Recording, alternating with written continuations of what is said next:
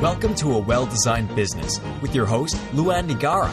Luann has a lifetime of experience building a multi-million-dollar business with her husband and cousin, and she knows the challenges you face in your interior design business. Luann brings you real-life answers to your most pressing problems, as well as practical strategies to explode your interior design business. So, let's get to the business of interior design.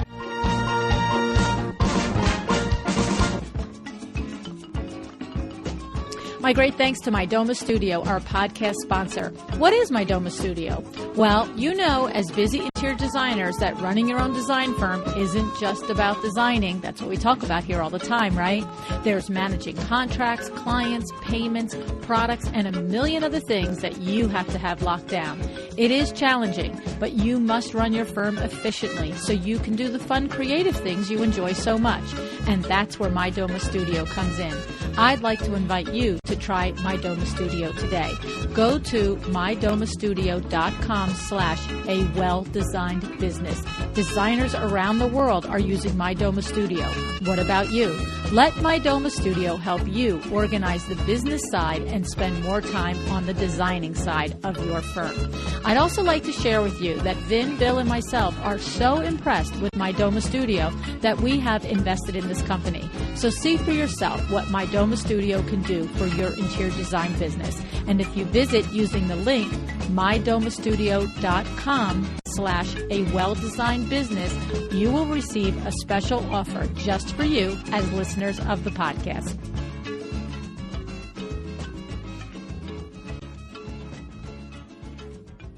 Well, here we are. We're back at Design Biz Live 3, part 2. So if you all caught last episode of Design Biz Live, I interviewed Judith Neary on the self-assessment evaluation that we shared with all of you, and you can still find on our website at www.windowworks-nj.com/designbiz2. That's a lot. www.windowworks-nj.com/designbiz2, where you can find the evaluation that Judith Neary and Corey Klassen put together for themselves and for you so that you can really learn to evaluate the strengths and weaknesses of yourself as an interior designer and of your staff, as you know, designers and assistants and support people all the way through.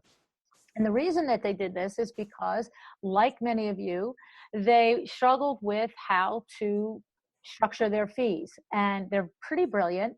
So they figured it out. Why don't we figure out what we do really good?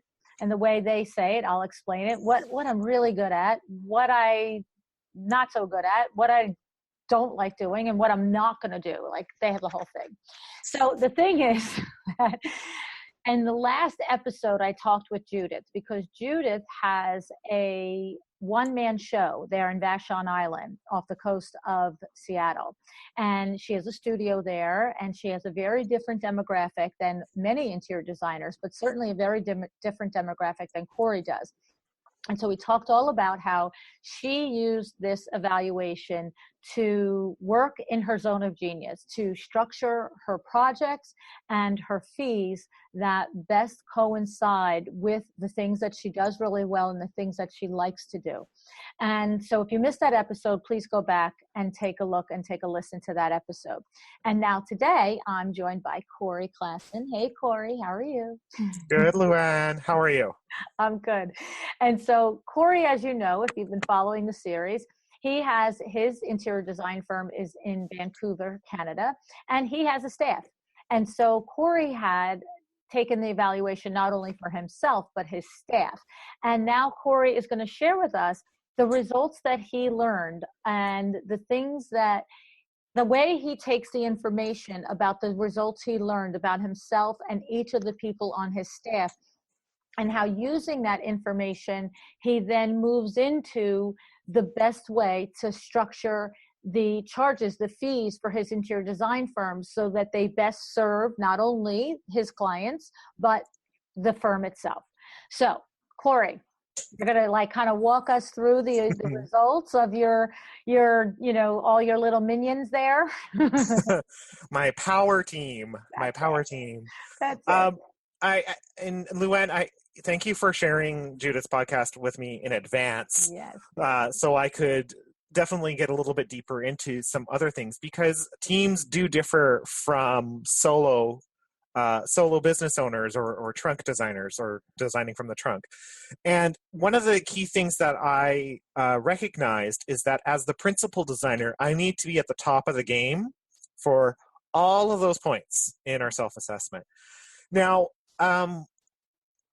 as being a business owner, it can be challenging with leadership and coaching and managing clients and all those things. So what we have done specifically is that skill assessment, as we break out those tasks, is exactly the process we follow.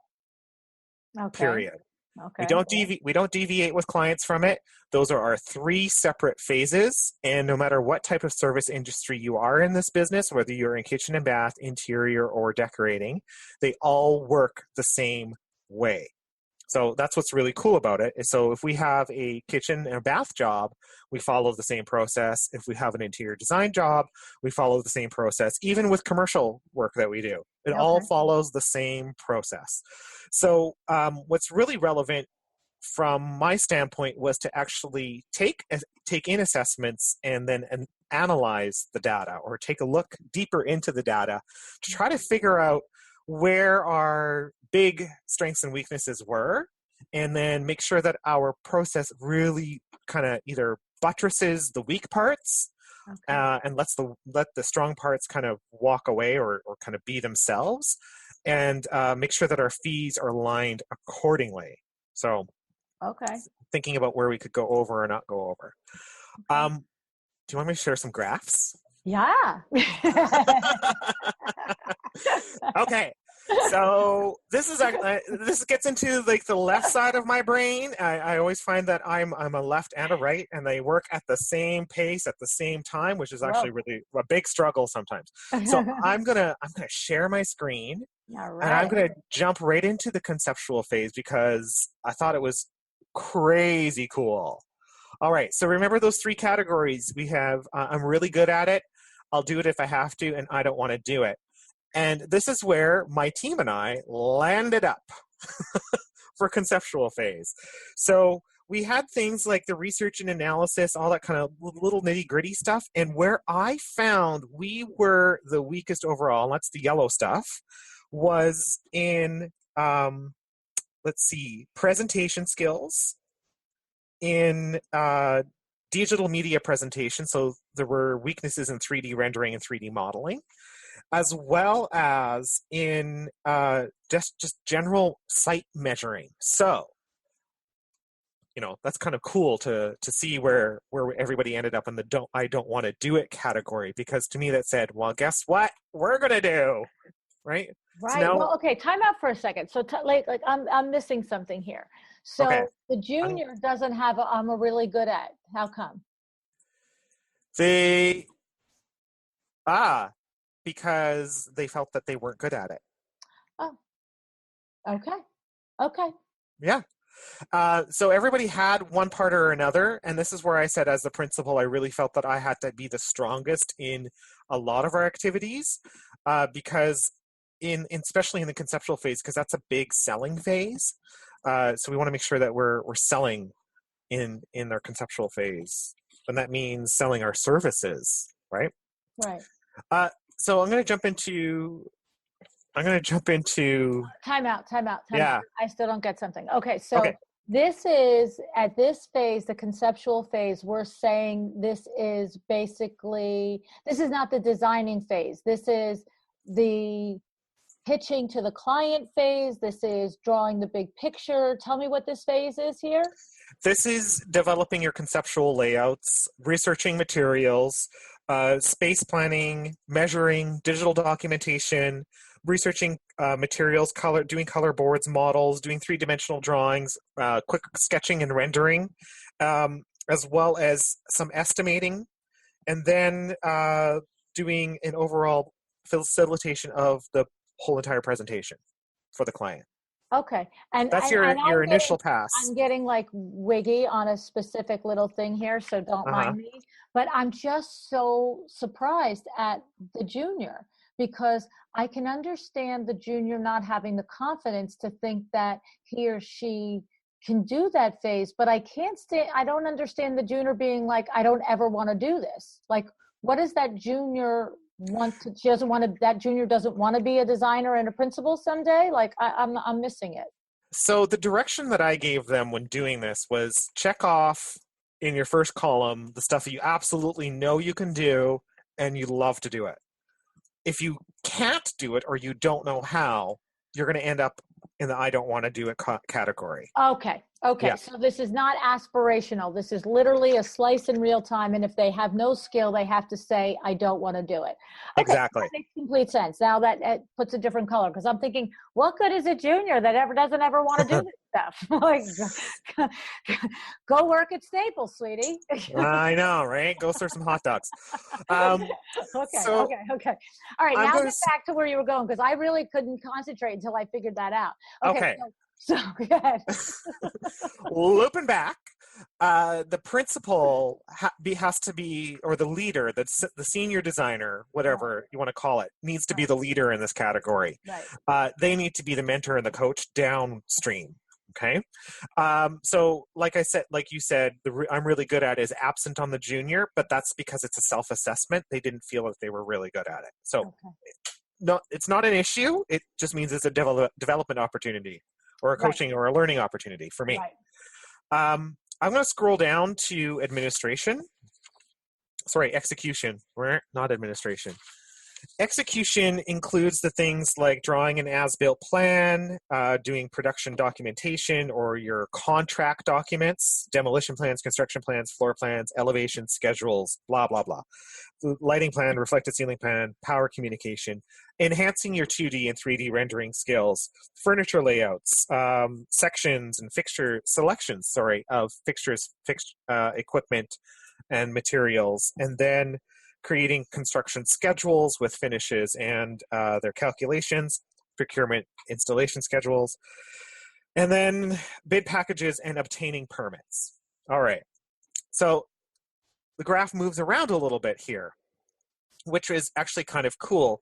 What that tells me is that, I'm still on the top end as the principal, but I actually see other skills now popping up that I could leverage for my workload. I can probably say that during the initial process of the concept phase, my junior might be doing a little bit of work, but not necessarily everything. But here, they're actually leading more work. So it's a great tool to use to understand what my team is doing or how they feel about their job. Okay. So if we slide down to administration, and I will say that the administration phase is always the precipice of every firm. And I'm so focused on this junior. I know. I don't want to do this at all. Well, you have to think of somebody who's like 90 days out of school, doesn't really have a full grasp of everything that we do yet, that kind of a thing. So they're not necessarily 2 years into the job, right? Right. So I know. Okay. Should have changed the color to gray or something so you wouldn't see the yellow, right? So what I noticed here is that we dropped considerably in what we want to do and how we do things. So what this tells me in administration is really about contract management or contract administration. So we're administering our contract documents that we produced, developing critical paths, managing critical paths, proposals, timelines, estimates, RFPs, doing shop drawings and submittals, administration of billable hours. All this kind of stuff falls into this category, and you can see we don't like really doing a lot of it. Hence the whole reason for the podcast. Right. So nobody wants to do it. So as the business owner, I'm like, okay, yeah, I've got more skills here, right? I got to step up my game.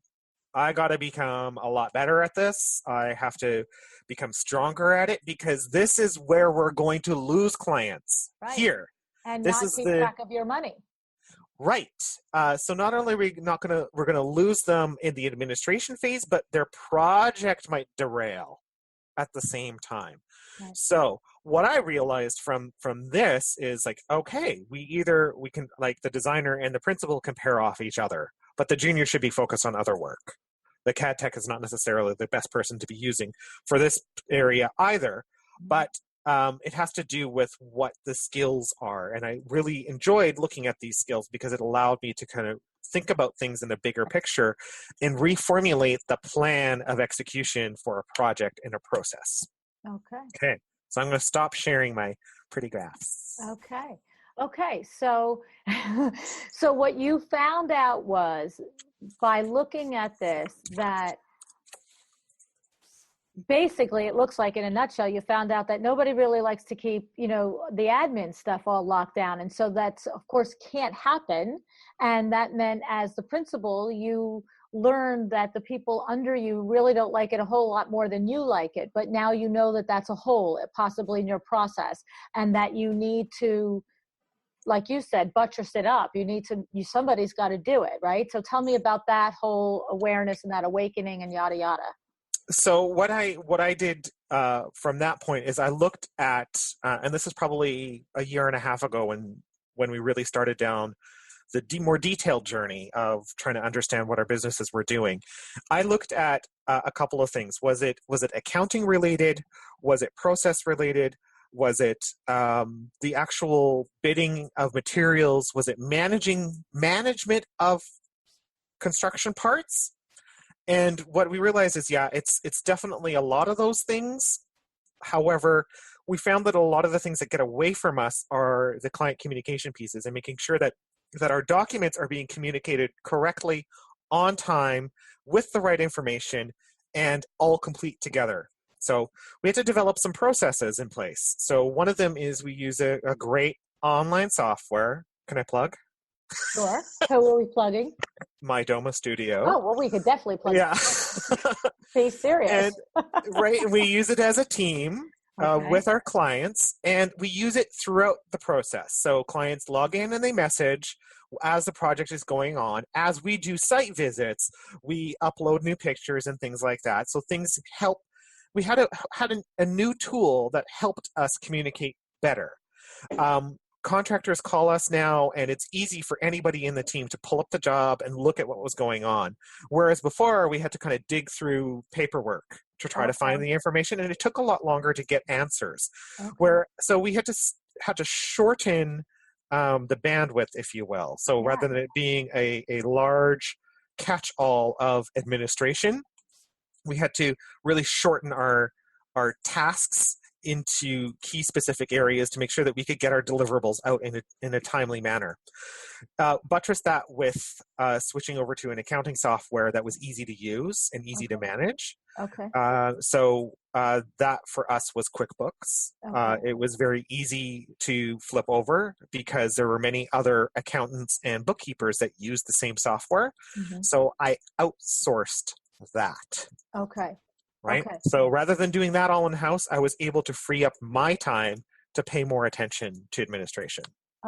So let me just make sure I understood here. So what you basically, if I heard you right, you said that when you really looked at it and it looked like on face value that nobody really is all that into the admin, when you looked at it deeper, it wasn't so much that the team wasn't interested in doing the actual different components of the stuff that had to happen for a job and all the details that go into creating and managing a project. It was more that you found that the team, where the actual lacking was in communicating that, not only between yourselves, but out to the clients and out to the vendors. So, right? Okay, so it was a communication thing. And so that's interesting, Corey, and that's pretty smart of you to actually go further down into it and really figure out why the team was scoring low there, as opposed to just throwing your hands up and say, well, we didn't, you know what I mean? Like, I like Yeah. that, because then you fixed it. And, look, everybody knows I love my Doma Studio, but I didn't know you were going to say that. But that is what we always say about my Doma Studio. And that was the thing, I have to tell you, that was the thing that got me about my Doma Studio.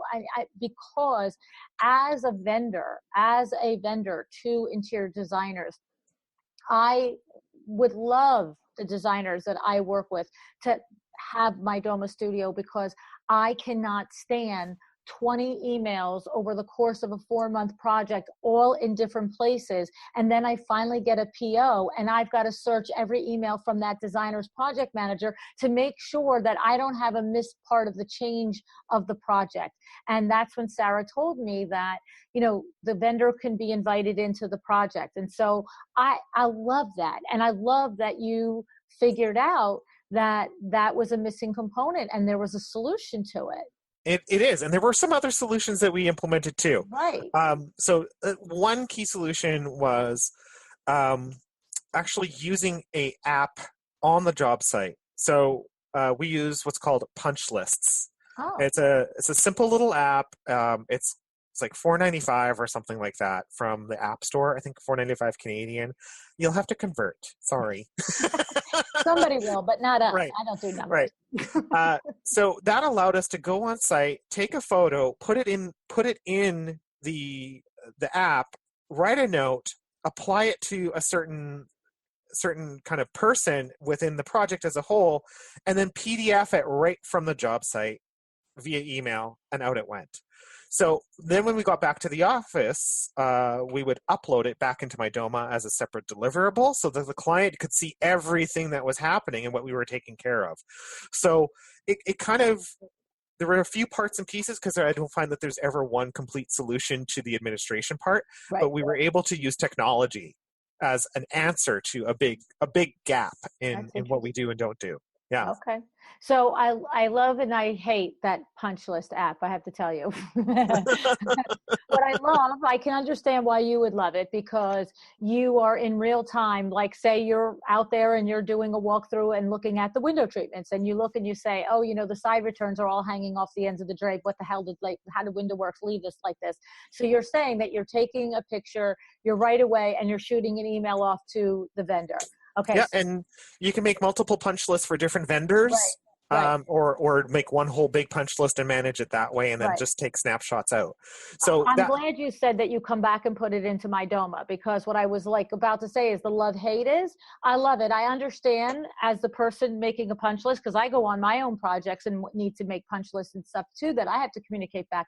But by just doing that, those emails out, you're back to inundating your vendor's inbox with like 9,000 things instead of collating it into one space. So that's fine. I wouldn't mind at all getting 5 pings over 3 days, from you, as long as I knew that I said to myself, oh, these are good little reminders that I've got to get into the My Doma, because when I get there, you're going to have it all for me, organized and collated, what it is that you need me to do to make you happy. Yeah, exactly. I like it a lot. So one of the aspects of how that part in management work is I actually needed to determine a prime ship within my team. What that means is that one person is responsible for making sure that information of the project management piece is always either uploaded or up to date. Yeah. So in addition to that punch list part, we have a separate tracking sheet, right, for everything that we've ordered. So there was a lot of dropping samples in the background here. There's a lot of parts and pieces that we had to develop to make sure that as a team, we weren't just necessarily siloed into our individual jobs, but that things were being communicated to clients and to suppliers in a timely fashion. Okay. So, okay. I love it. Big learning. Okay. Big learning. So those were the 3 phases that you evaluated, and you came up with the gaps in your team. And then, so we understand that you took measures, whether it be technology, or probably there were some instances where you had to think about maybe training or retraining of people to do things with more efficiency. how does this, Corey, tie into how you structured your fees and how you re-looked at the way you charge your clients? What happened from the valuation to there? So that's actually a really good point.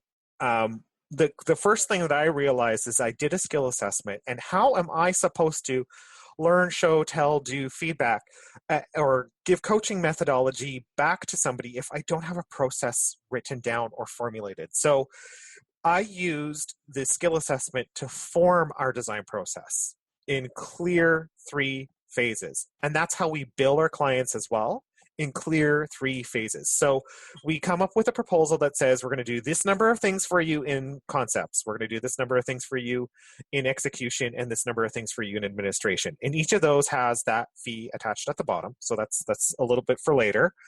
But the key part was trying to understand separating the job out, basically, between who does what part, who does another part, who does another part. And that was leveraging their skills.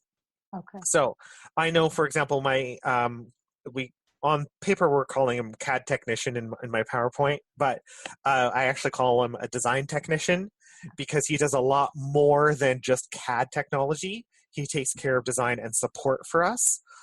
So he's making sure that communication pieces are sent to clients. He's making sure that the permit drawings are done correctly. He's making sure that I have approved those permit drawings before sending them in for permit. So there's each role has a delineation to it. Right. It's a lot. Yeah, we were able to separate which tasks kind of fall in different areas. Now, there's a little bit of a gap here because as a team, the designer portion and the principal portion, they're actually somewhat of the same role, because I would like the designer to be more independent from me. Right. So that was a good part and piece. However, it was really coming down to it is I had to be able to deliver a form or a checklist or a process to follow first.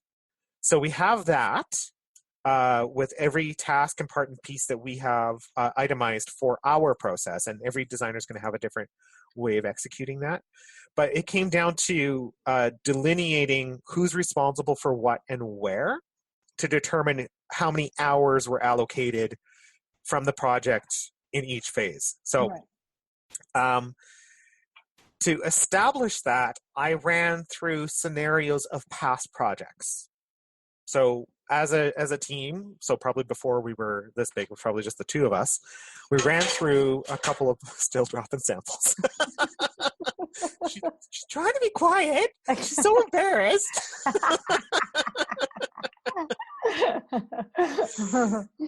We dissected a project from beginning to end, and we said, okay, we did basically a post-mortem analysis, and that's a big business analysis term. We did a post-mortem analysis on a project, right? It sounds terrible, but it was really like, okay, where were the key learnings? Right. So we looked at the key learnings. Okay, what were the big failures?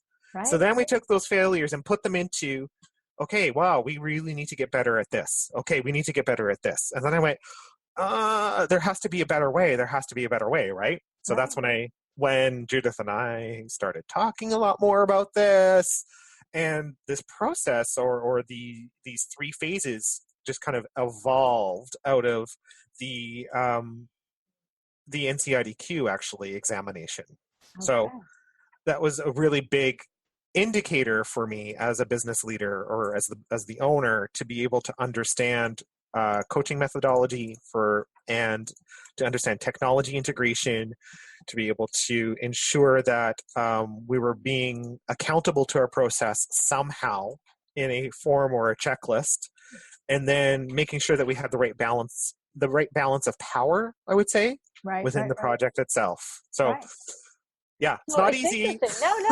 So it sounds like to me, I'm going to, go through what I'm understanding. So it's almost like hand in hand. In other words, the 3 sections of your evaluation are also the 3 sections of the process of a project. Okay. Yes. Right. And so now you then do your postmortem, you go back to previous projects and you start to evaluate not only the parts of the processes that you're strong at, but that you're weak at. You address them. you work on them and or develop new systems or new technology in order to streamline them better. But then you also analyze how many hours you're generally spending within each of those three phases. Correct. Okay. So now you get to that.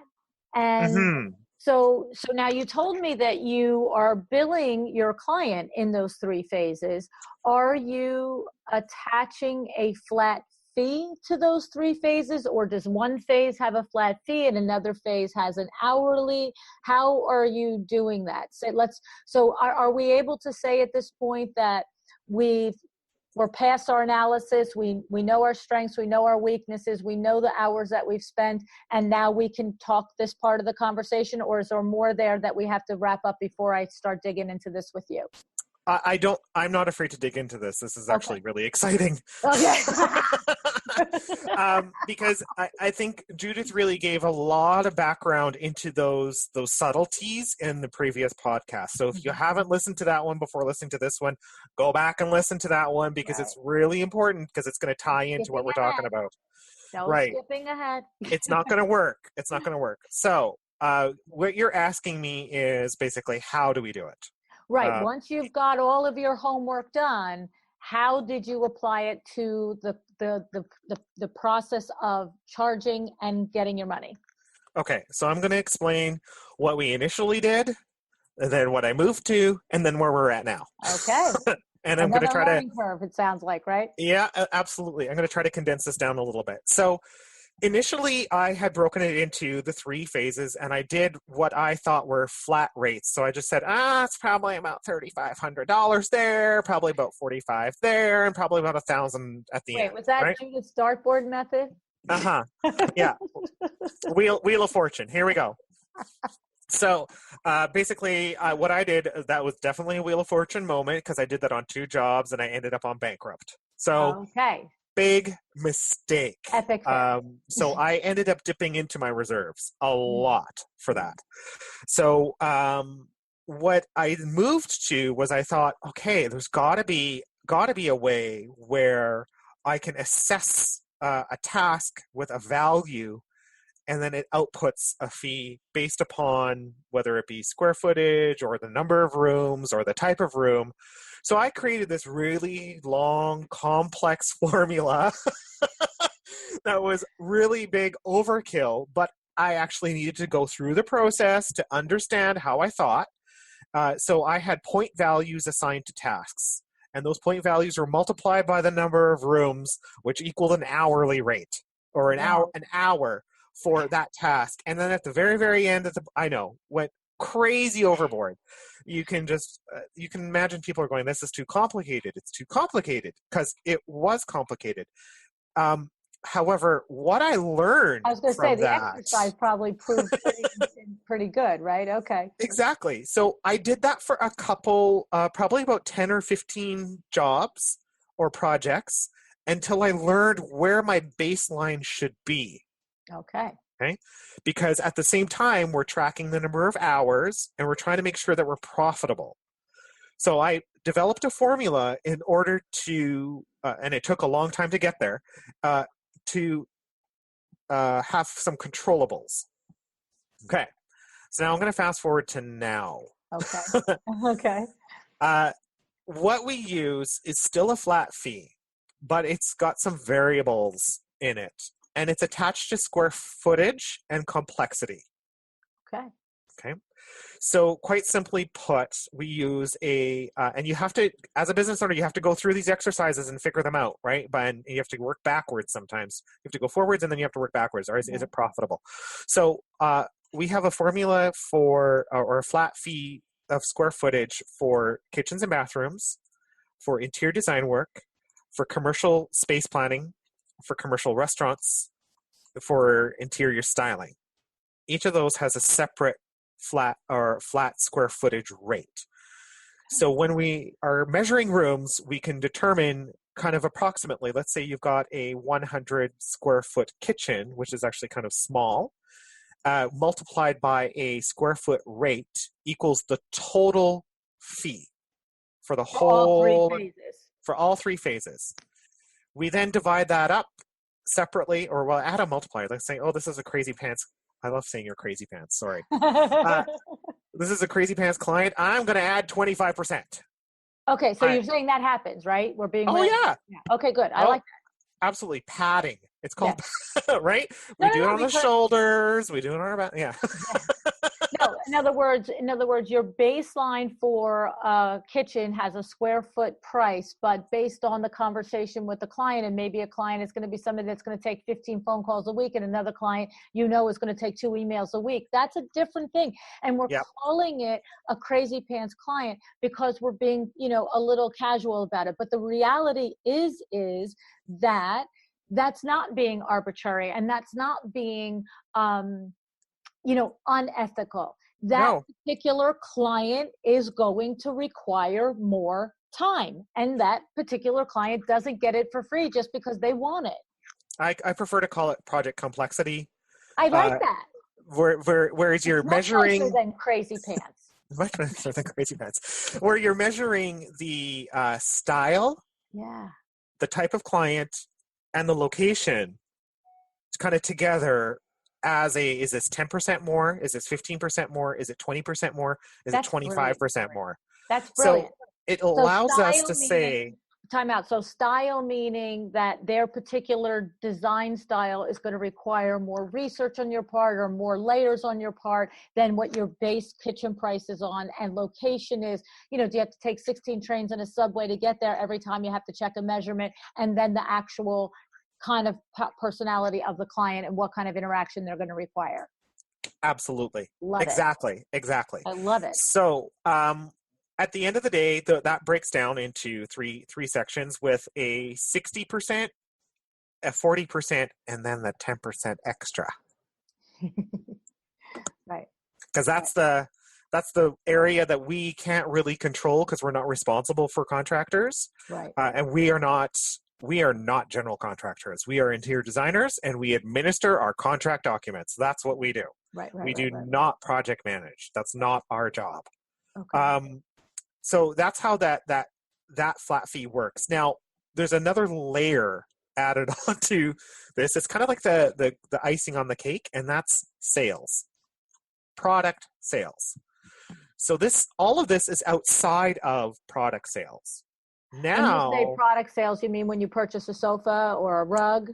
Sofa, rug, cabinets, counters, fixtures, decorative hardware, whatever, lighting fixtures, anything. And everything has a baseline minimum profit margin of 40%. Not markup, profit margin.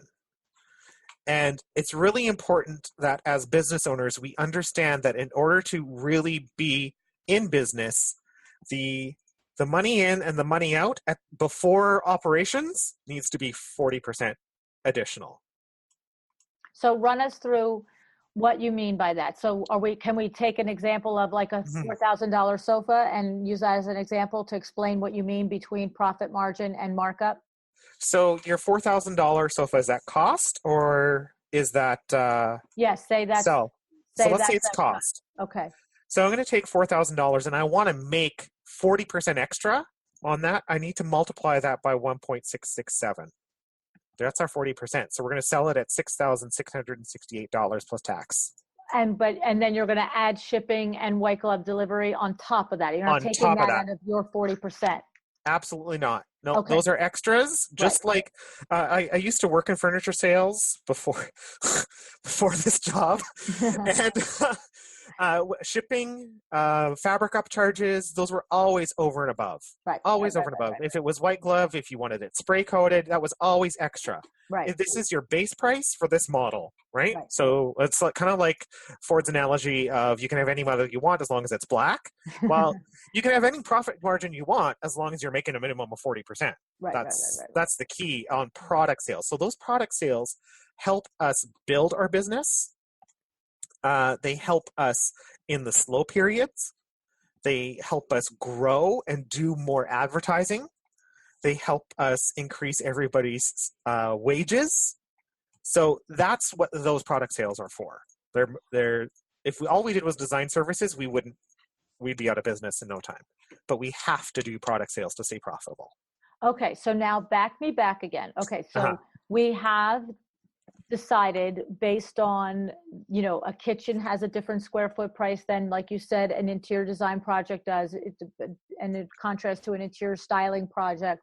And there was one other type of project, commercial. You have done your research, you've done your evaluation, and you've decided a square footage price based on each of these types of projects. And then you also add the evaluation layer of location, style, and complexity. The project complexity. Exactly. Okay. So when you have that number, so you're looking at 100 square foot kitchen, say, like you said, and I have no idea what that number comes out to, but let's say that number comes out to $80,000. I have no idea. That $80,000 now is divided between, going back to your three phases, right? It's divided between the concept, the execution, and the admin. Is that correct? That is correct. We take our hourly rate and divide it backwards to find out how many hours we've allocated in each of those sections. Okay. So for instance, a kitchen might have less hours or more hours. I'm not, any one project might have more hours in concept and less hours in execution and less hours in admin, or any combination of the two. But you've learned, like interior and styling, say, might have, less in administration because you're, whatever. Okay. I don't even want to have to do that. Okay. So again, not only do you come up with your square footage based on the different categories of your project, you then also have applied that each of those types of projects also have a percentage value of those hours divided out over the three phases. Is that set pretty much? And obviously at any job with the complexity and the location and style, you can change anything. But do you pretty much know, like, kitchens are heavy at this phase and interior styling is light in that phase, XYZ, like that? Absolutely. Yeah. Okay. That's an experience in that time. Over a longer period of time, you're able to figure those things out. And I can look at a fee for a project that I'm proposing and say, you know what, that's not enough. That's not enough. I know what it takes for us to do this work, and we are detailed. Okay. Because we don't want to call. We don't. Right. So I know that we're going to need more time. So I'm going to either take out some tasks, or I'm going to increase the rate. Okay. And then for everybody listening, they have to figure out what their rate is. So it doesn't do any good to talk about what your actual rate is, because for somebody, it's about the part of the world that they live in. It's about their experience level. It's about what they're comfortable charging. But it could be somebody's rate in each of these, their hour is $250 an hour, and somebody else's could be $450 an hour, and somebody else's could be $85. Exactly. It's cost of living. Yeah. You gotta measure your fees against the cost of living. Okay. So I know that in Vancouver, for example, our cost of living is actually quite high across the nation, and even compared to most of the locations in the United States, we're comparable to New York. So as a result, what we get is a disparity between the reality shows out there, right? There's a whole channel dedicated to that. Right. Versus what we're actually able to charge. So sometimes we have to balance out those two things. Okay. And that's that comes back down again to that balance of power. So what's holding more weight in the design parameters? Is it budget or is it style? So we have to really negotiate those things. But I want to actually come back to one thing that I probably did not clarify, and I want to make sure that I'm clear on. We use this flat fee formula or this flat fee method because of capacity. Their hourly rates just as good, right? If you can figure them out, go ahead, do it. But we use this because of capacity. I am much more inclined to send one bill, say, here's your design fees for the next phase. Please pay them and we'll start. Versus, here's your design fees from the last 2 weeks. Here's another set of design fees from the next 2 weeks. Oh, you haven't paid the previous 2 weeks. So what I'm trying to avoid is the administration costs. So I'm trying to streamline them down because I don't have capacity as the business owner to make sure that, hey, did that client over on XYZ territory, whatever that project was, did they pay their last design bill? I don't want to care about that. I want to just know it's paid. Let's go. Okay. So let me take that apart with you for a second. So for instance, you're saying to me that I'm going to pick random numbers because I have no idea what it costs. But let's say we're working on a project and the project is $100,000 and you've decided that the first phase, the concept phase, is $20,000 and the middle execution phase is $60,000 and the admin phase is also $20,000, right? Are we saying that? Okay. So how do you do it, Corey? When you present that to the client, you sit down and you say, your concept is 20, your execution is 60, your admin is 20, and I expect this project to take 3 months, 6 months, again, irrelevant, but in order to do the first phase, which is concept, I need the check in full. And then I will deliver the concept to you. And then we will start working on the concept. Yeah, oh, right. That's what I'm saying. Like, in other words, you have an initial consultation where you all fall in love with each other and you spout beautiful ideas and they get enticed and they want to go. And then, but you don't do the concept phase. You tell them that their concept phase is going to cost 20, pay that to me, and then I will deliver it to you. This is a sales cycle, right? What we do as design professionals are sales. If we're not doing sales first and foremost, we are setting our clients up for failure at the end. So that initial conversation about how that process works is in our initial telephone call. Mm-hmm, mm-hmm. So they know we work on a 3-phase project or 3-phase process, our 3-step design process. It's outlined on my website very, very clearly. You can watch the video and I'll explain to you what it is that we do. And that's where we bill. We bill you in those phases, in those 3 phases. Now, you can probably anticipate fees in upwards of XYZ, whatever that might be, depending on the conversation. So, for example, if it's a kitchen only, we might say you can expect design fees around $8,000. Or if it's a whole entire interior house, let's say last one we had come in was almost 16,000 square feet. And I said, well, you can anticipate $25,000 and up. Right? And it'll be divided into 3 separate phases, depending on what's needed where. I don't have that information yet because I don't know you enough.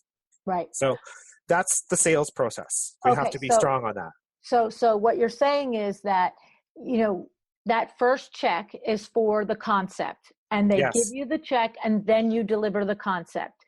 Correct. And when you deliver the concept and you give them the check, you say, now we're going to go to start the execution phase and I'm going to start to make final selections for you and start demolition and, yada, yada, yada, right?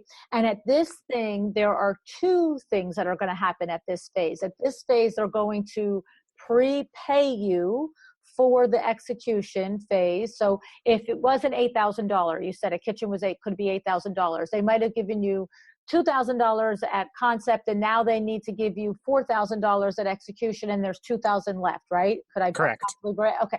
So you're now saying you don't do 1 minute to pick a certain thing until they give you that $4,000 design fee for the execution phase. And then, so the first week, so they give you the check.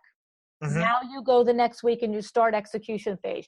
If execution phase costs have included in it, $2,000 for the demo guy and $2,000 for the electrician, where are you billing that? Is that billing weekly as the project goes on? Is that also getting paid before you send the demo guy in? Like, how does that happen? I need to back you up. Okay. I need to back up Luann. Okay, good. Execution is about executing the drawings, Ah. not executing the project. So there's a design portion of your project and a construction portion or the build portion of your project. So none of this is dealing with the actual building of it yet? No, it's not. So you get all through these 3, and then if there's agreement, you move on to actually doing it. The way that the process is outlined through conceptual phase. At the end of that, there's a bidding cycle or an RFP or a request for proposal process where contractors are brought in, we prepare permit documents, and then everything is assessed against a budget. If everything is aligned and everybody agrees to proceed, then we're going ahead to the execution phase, our execution phase, because that general contractor needs time in their schedule to book this project. So we've aligned that to that, one to the other to make it easy for the homeowner so that the process is continuing the whole entire time until the end. Right. The administration phase, that's where we're monitoring our project documentation, whether that be contract drawings, specifications, or other kinds of details against what's being executed on the project itself, so in the construction process. Okay. We're not scheduling electricians or anything like that. That's not what we do as a firm, because that has a separate category of liability, requires a separate business license. You need different insurances for that. So it's something that we've chosen to step away from. So in addition to your firm, a client needs a GC. Correct. Okay. Yeah. And that's the typical way. You're either going to go to a design build process or you're going to go to a designer and contractor process. Now that contractor could be self-driven. So that's absolutely what could happen. Okay. So here's something that I've heard designers say to me before, and I might be a little lost in what you just clarified, but figure this out for me. So I've had many designers say to me, I've said to the client that I expect their overall budget to be $100,000 for this project, including the kitchen, the cabinets, the tile, the floors, and my design fees. And so for instance, one conversation I had, it was that he said to me, my design fee was for the concept was say $5,000. And at that point, they loved it. They signed off and they said, yes, start executing our project. And it was, okay, the next part, I'm going to work on an hourly, this particular designer said, and our hourly is $2.50 an hour, whatever it was. And your project is X amount of rooms, and I expect my team and myself will do a total of, 10 hours a week on this project. And at the end of the month, though, we will have a record of all the hours we spent, and I will send you the contract. I will send you the invoice for the hours that we spent. And this particular designer said to me that at least 2 out of 5 times, they will get to the point where they now are 1 month in starting to collect. I think what they're doing at that phase is getting the bids and meeting the vendors and getting all the proposals together. And they send an invoice to the client saying, you have 8 rooms that we've been working on, and we spent as a team 32 hours this month collating and getting all this information done. Please send us the design fees. And literally, this designer is ready to pull his hair out because he said, I can't tell you how many times at that point, the client is saying, how could you have spent 30 hours? That doesn't make sense. What would you have done for 30 hours? And, they're able to justify it, but it takes another hour and a half to get all that data to justify it. And so they're having a struggle with that. At the signing, at the happy moment, this is going to be a beautiful kitchen. And then a month later, it shouldn't have taken you 30 hours to do all those things to get me bids and to get me, finishes. So what do you say to that, Corey? Well, I say that's kind of a cautionary tale, if you will, in that I would encourage the designer to respond like, well, this is a professional service. You're more than welcome to take on these aspects on your own, and we'll only work on the drawings, or we'll only work on the cabinetry portion, or whatever it might be. And you take yourself out of the rest of that equation so they understand how much work is involved. So, and do you get it up front? Because the problem is that in this two different designers that I've recently spoke with, the problem is that the client is quote unquote agreeing after the paying of the initial design fees to the next phase. And they've been told that for this size project, I'm an experienced designer. I know my team is going to spend approximately this hours, but then when the bill comes, they don't want to pay. And it seems, how do you bill up front if you don't know how many hours? Or is that what you're saying? You already just say, this next thing, because of all the evaluation analysis that I've done, is probably going to be 30 hours. And if you want me to do this, like, you don't say that, but you just say, this next phase is another $4,000, pay it or I don't move forward. So I think there's a balance here in between what you're stating and what we actually do as far as how we're successful with that. So I want to be clear in that we, as a firm, do not schedule trades. We do not hire them. We do not request their quotes. We can do things for materials and finishes, but we do not work with installation, or we do not work with construction. How do you get away with not doing any of that? It has to do with maybe the economics of how Canada works, perhaps, but there's general contractors and there's designers. They're separate. Oh. So the general contractor is hired by the homeowner or the business owner, as is the designer. So there's a joint agreement between all three parties to work together. So the general contractor is not being brought in until the administration phase, which means our execution is complete. The drawings are in a project binder. Everything has been noted. Specifications are completed. Revisions that have been were addressed at the concepts phase, as far as materials that need to change to fit the budget, are now fully completed and rendered. Wow. So yes, it is a process, and it's how we are able to actually sell our design services successfully, because a client can understand what those tangible tasks are, and they can associate them with a line item budget. So when we say that we're going to charge an $8,000 fee for a kitchen, and $2,000 of it's going to be for conceptual, and that's just going to get you to bid the project, so you're going to understand how much things are going to cost, but you're not going to have detailed elevations and full construction drawings. That's not what this phase is about. This phase is about the concepts, is about getting to the budget. The next phase is about all the detailed drawings, making sure that we're adhering to the concepts to get to the point where we can administer the project itself. Mm-hmm. So it is a cautionary tale when the process gets mixed up, because we've aligned our process with the skill assessment to what the NCIDQ is requesting as far as what they are expecting from professionals. Mm-hmm. So what we find is that it is much more understandable for clients to say, no, we are design, that's build over there, right? Mm-hmm. So we can separate ourselves. Now, sometimes what we do is we do get some complaints back and forth with us not being attentive enough. And what we need to do is we need to remind the homeowner that this is a two-way street between the build and design. If build has an issue, they need to tell design. Right.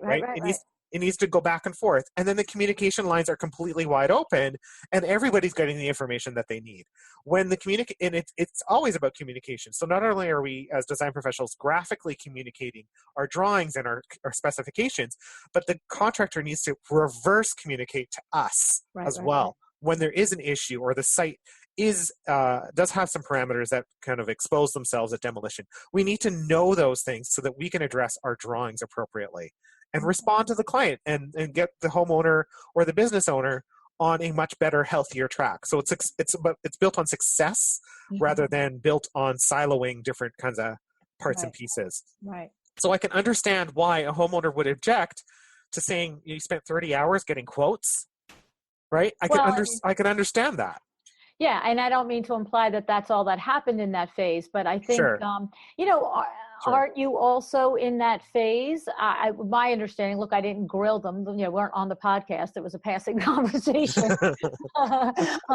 But I made an assumption that in that phase, they probably are also, actually doing the final selection. Like you said, the design is the concept, but then now finding that actual tile that looks like that concept that fits in that budget and yada, yada. So yes. It's also finding the sofas and finding the rugs and then meeting with the vendors and so forth. So, and in your phase, where does the product sales come in?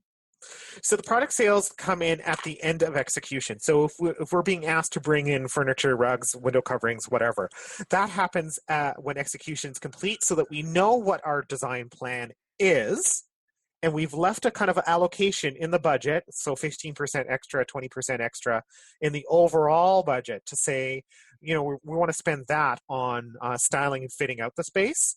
So that's when we're going to start going to those vendors and saying, okay, now can we get some workroom estimates in and try to figure out if we're on point. If we're not on point, we need to work backwards, of course.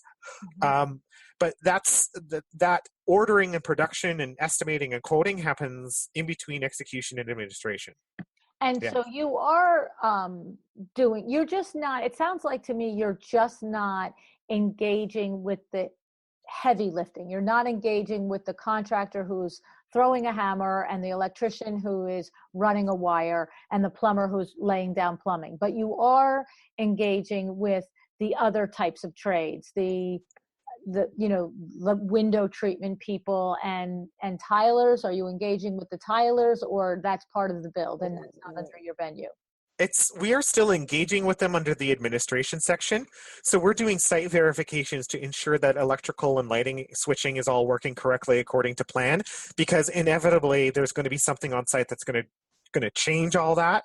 Now, we have to do by our bylaws within our municipality, we have to submit a complete drawing package that includes electrical for permit review.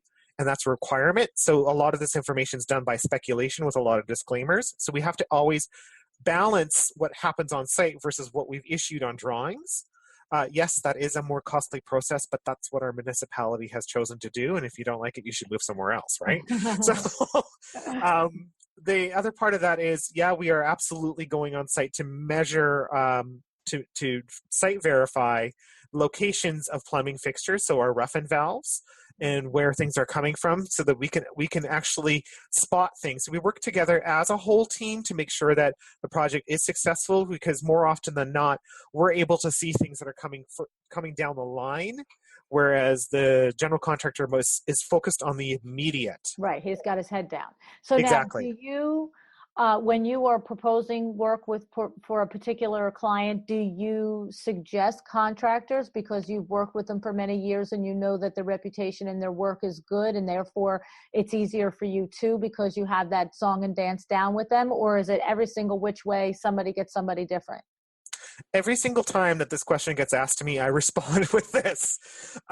We prefer to work with one team. This team we have worked with successfully over the past 9 years, without issue, without arguments. We always troubleshoot. We always find the solution to the problem. Whenever we bring in a contractor that we do not know, that is when all hell breaks loose. Okay, so you do have one team that you really love and work with. And so most of your clients actually take your advice and do that? Yeah, and that's a question and a conversation that we have at the beginning, because if they're going to work with somebody else, you're raising your fees. I'm raising my fees. Exactly. Exactly. It got very complex right there. I could see it. Right. Yeah, exactly. Yeah, it's like, what is this guy going to be like? Right.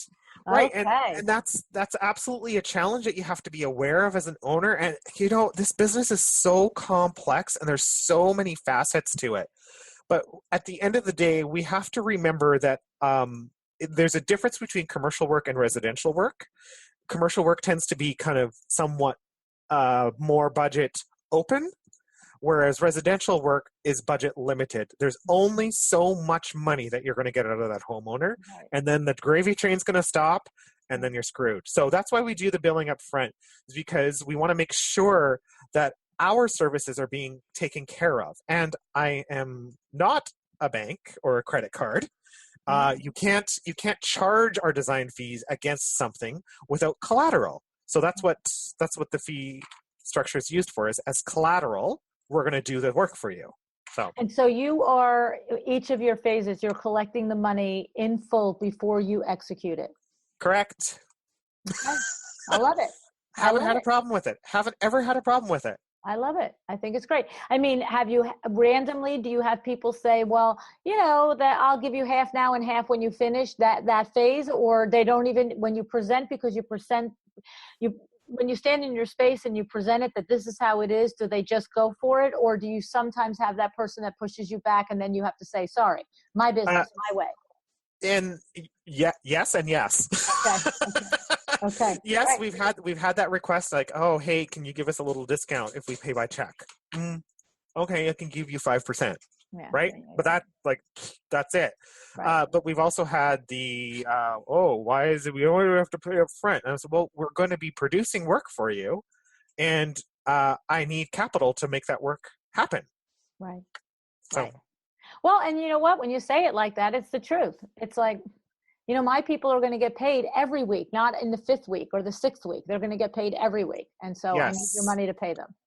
Yes, there's staff, there's rent, there's internet connections, there's software licenses. These things still have to get paid on an ongoing basis.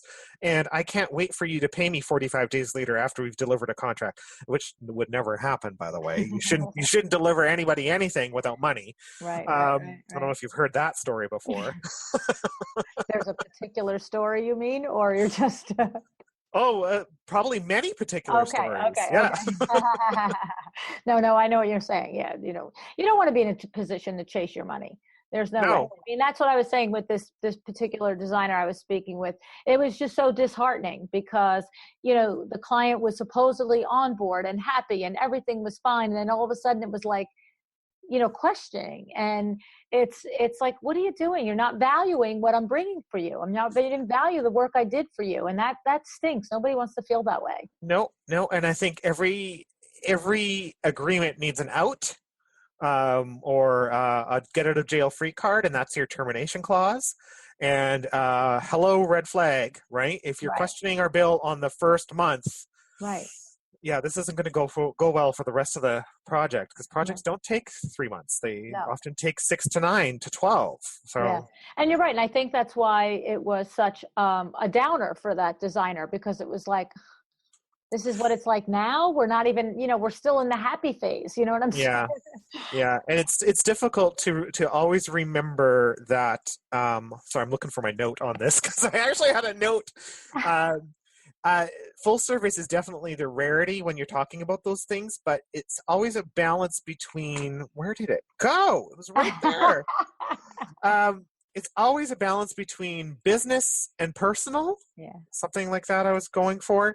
And this is always business. It's never personal. We're doing very personal things. Right. And we have to have personal conversations. But at the end of the day, if you can't stand proud in the business that you're doing, you need to really reflect on how those relationships are working. And it sounds like maybe part of the solution lies in the way that you have analyzed the different phases of your process and already attached X amount of hours to it, and you collect it up front. So it really could be that instead of doing an hourly and just being like, it's almost like the honor system at that point. I'm going to work for you in good faith. I'm going to, with integrity, log all the hours that I spent with you. And then I'm going to expect good faith from you back in writing that check for me at the end of the month. And if that's not working, maybe it's taking stock and evaluation of your work process and how long it takes you to execute certain situations and certain projects, and say at the end of the first phase, you know what, the next check is this much money, give it to me and I'll start. And then, as a designer, you can then keep your staff within the 30 hours that you allotted and, be more efficient, get something done, whatever it might be, right? I mean, it sounds like that could work. Yeah, and when you work on an hourly structure like that, where you can still use the 3 phases and you still estimate the number of hours that you're going to go through, definitely encourage using a design retainer.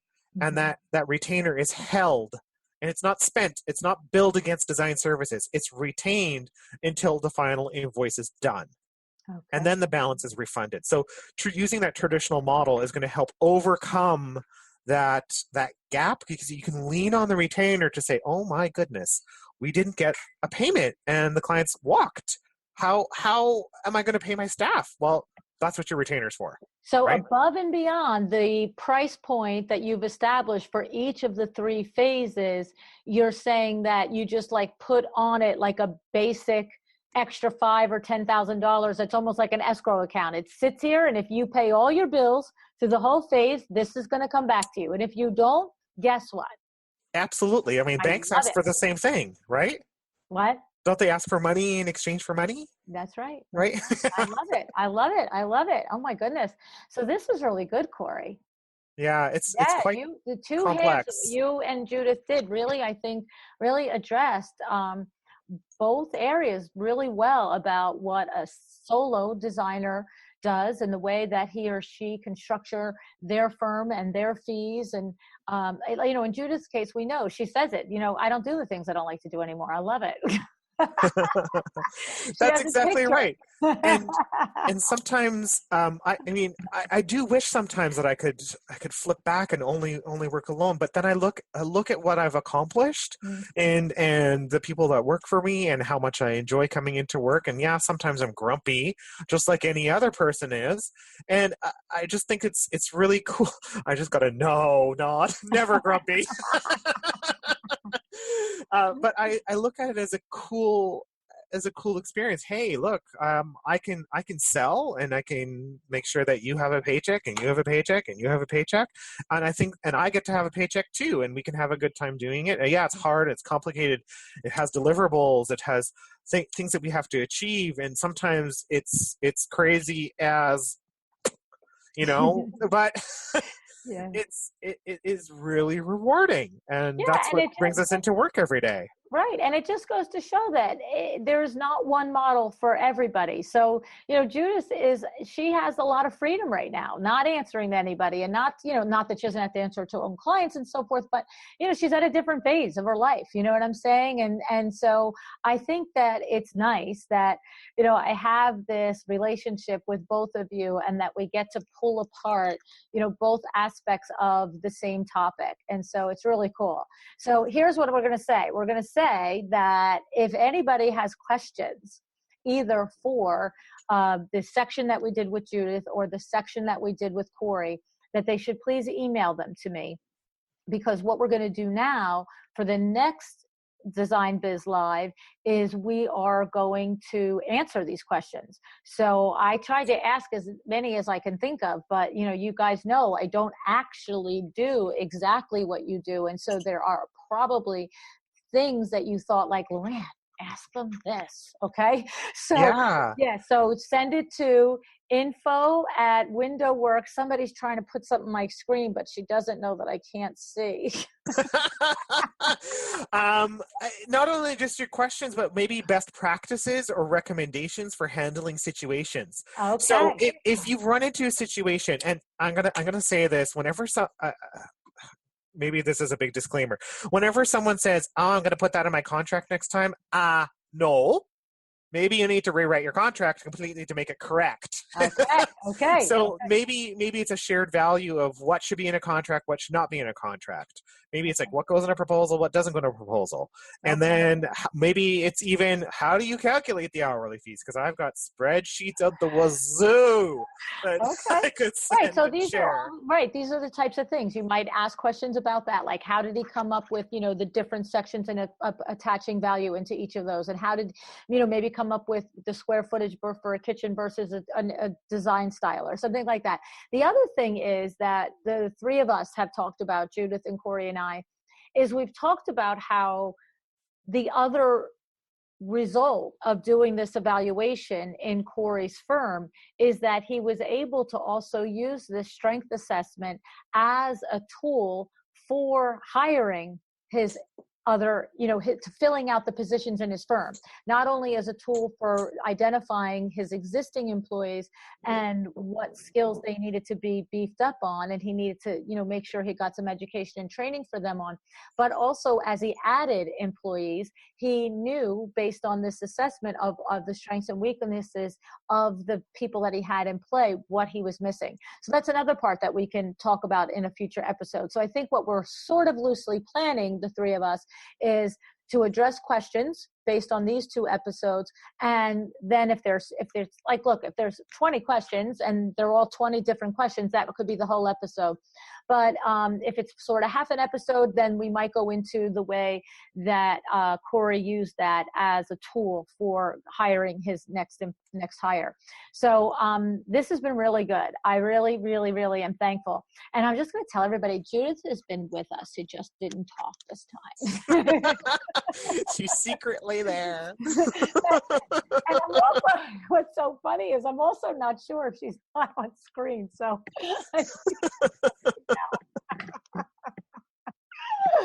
so I think as long as she didn't talk, she didn't go to the screen, but I'm not 100% sure. So Judith, you might have been there the whole time with everybody. I have no idea. We'll see in the replay. But anyway, so, and I did share that with you because Judith is involved in this whole thing, just as like Corey listened to the first one. So send your questions for each of them, whether you're a solo, whether you're a multi-employee firm, send them to info@windowworksnj.com. info@windowworksnj.com. If you would please, in the subject line, put Design Biz Live questions, because we get a heck of a lot of emails over there. And I am getting a new email that all of this stuff will go to, but for now, it's at info@windowworksnj.com. Alrighty, so my head is about exploding. I need to get my dinner and my Pinot Noir, because this is a lot of information. Yeah. Again, I'll just say, I'm so glad that I don't have to do all the things that you interior designers do. It's a big job. It's a lot of work. And we love what you do. Don't worry. Yeah, but I really do recognize, we have a good time with this, the 3 of us. But I do recognize that this is a big topic, and I can see the more we spend time with it, why it is so important for every designer, no matter how big or small their firm is to get a handle on it, because it does and can affect and make or break your profitability at the end of the year. And so it's very important to have a good understanding of it.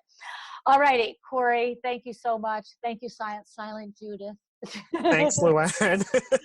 Thanks, Luann. Have a great day, and send us those questions, okay? And like best practices, if you have questions on that as well. Alrighty. Bye, everybody. Have an excellent day. Bye.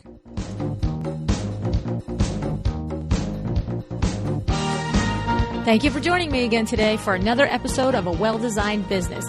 This podcast is a production of WindowWorks in Livingston, New Jersey, your trade resource for custom window treatments and awnings. Learn more about WindowWorks at www.windowworks-nj.com. All of our music is original music by Room 2 Productions. Please contact us if you want to learn more about original music for your business or your events.